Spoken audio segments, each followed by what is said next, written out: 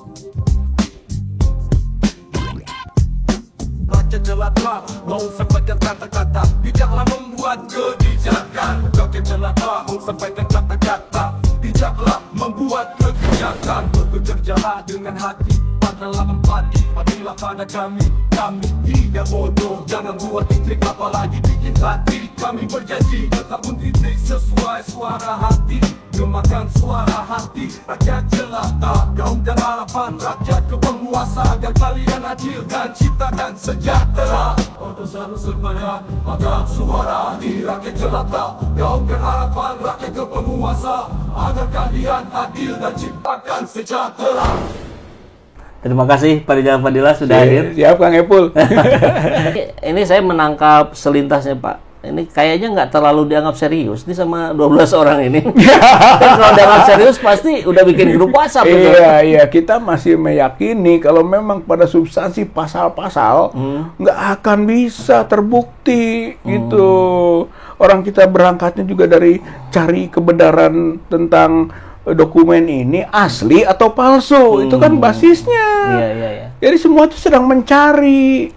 Kok tiba-tiba jadi menghasut, tiba-tiba ujaran kebencian, hoax yang menimbulkan kerusuhan gitu kan, atau pencemaran dari mana, asli palsunya aja belum gitu. Kalau nggak salah Bu Tifa udah dipanggil ya kemarin di proses yang baru ini. Belum ada. Yang saya mendengar informasi kemudian beliau tidak menjawab. Enggak, itu hari Jumat dulu pernah. Yang kemudian diumumkan. Yang klarifikasi itu. Masih klarifikasi. Hanya pas hari itu selesainya Bu Tifa diperiksa, kemudian sorenya apa diumumkan, yaitu naik tingkat ke penyidikan. Tapi sebenarnya Dokter Tifa itu sama harusnya pada hari sebelumnya dengan saya, dengan Dr. Roy gitu kan, dengan Dr. Rismon gitu kan, dengan Rustam dan sebagainya, harinya sama. Hanya gitu Dr. Tifa minta ditunda jadi Jumat. Itu permintaan. Tapi kalau yang saya enggak, saya hadapi saat itu tapi dengan tidak menjawab hal-hal yang tidak perlu. Gitu. Pak Rizal juga ada beberapa yang tidak dijawab. Hampir sebagian besar tidak dijawab. Alasan pertama, kita serahkan surat. Ini yang melaporkan siapa? Gitu kan? Yang melaporkan Jokowi, ini kan? Bukan. Kalau yang Jokowi mah udah selesai semua. Klarifikasi udah clear. Nah, gitu. Yang naik ke penyidikan ini yang mana, Pak? Semuanya. Ini yang jadi masalah gitu kan. Termasuk yang 5 pelapor yang diperas 2 gugur katanya, tinggal 3 tambah 1 Jokowi jadi 4 gitu. 4 ini yang naik gitu. Yang waktu 3 yang kemudian asalnya 5 itu kita tidak mau menjawab karena kita tidak kenal dengan 5 orang ini dan apa kepentingan orang ini terhadap ijazah, tidak dirugikan dia gitu kan. Buat apa dia lapor-lapor? Kenapa bisa diterima? Baiklah itu diproses. Tapi kan kami punya hak tidak menjawab. Gitu. Jadi untuk keterangan yang ditanya-tanyakan tidak dijawab itu pada umumnya. Tiba-tiba naik penyidikan itu. Unsur pidana katanya. Dari mana unsur pidana? Jadi banyaklah masalah gitu Kang Epul yang masih kita dalami untuk itu. Tapi Pak, ini sekedar pemahaman juga untuk kita semua. Kalau tadi seperti itu diundang sebagai saksi terlapor atau klarifikasi, apapun pertanyaannya tidak kita jawab, itu tidak soal juga. Kalau klarifikasi Pak, itu kan bukan, istilahnya bukan pro justisia, belum masuk kualifikasi justisia gitu. Harusnya malah ada berita acara pemeriksaan berikutnya, bukan berita acara klarifikasi gitu. Baru pro justisia, tingkatkan dulu gitu ke penyelidikan pro justisia, baru boleh ke penyidikan. Ini loncat Pak, dari yang bukan pro justisia langsung ke penyidikan yang justisia, yang pro justisia. Padahal ini asal sebelumnya bukan pro justisia. Itu dalam hukum, makanya kita ini bawa nih ke ruang akademis ini, ke ruang diskusi hukum yang lebih dalam ini. Bagaimana penerapan hukum acara pidana gitu kan oleh lembaga Polda Metro Jaya. Itu bukan Polda di tempat jauh, di ibu kota gitu kan, gitu dulu. Kalau sekarang ya DIJ, daerah ibu kota daerah istimewa Jakarta. Kemarin saya dengar ini Pak, dari fraksi Nasdem menggulirkan wacana bahwa bagaimana kalau ibu kota Nusantara itu digeser saja menjadi ibu kota Kalimantan Timur, Pak.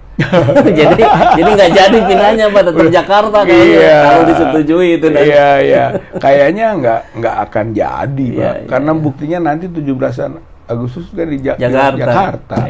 Ya kan gitu. Jadi kelihatan di rezimnya Prabowo nggak terlalu serius menjadikan IKN itu sebagai ibu kota. Artinya bakal gagal total. Dan itu harus dipertanggungjawabkan loh. Nggak bisa main-main saja kebijakannya nggak mateng. Wih, itu beban ke depan, itu dosa politik Joko Widodo itu. Kalau Pak Jokowi bilang, lah kan tugas saya udah selesai, itu kan harusnya dilanjutkan Prabowo misalnya. Ya, artinya kan berdasarkan tingkat kepatutan, kelayakan, tidak gitu kan. Tidak masuk. Kemarin kok bisa masuk, dipaksakan kemarin, gitu. Bisa adu argumentasi soal itu gitu, dan sekarang terbukti tidak dipakai ibu kota itu. Berarti sia-sia, mubazir. Nah, mubazir itu harus dipertanggungjawabkan. Mubazir itu kawannya setan. Setan itu harus dilawan.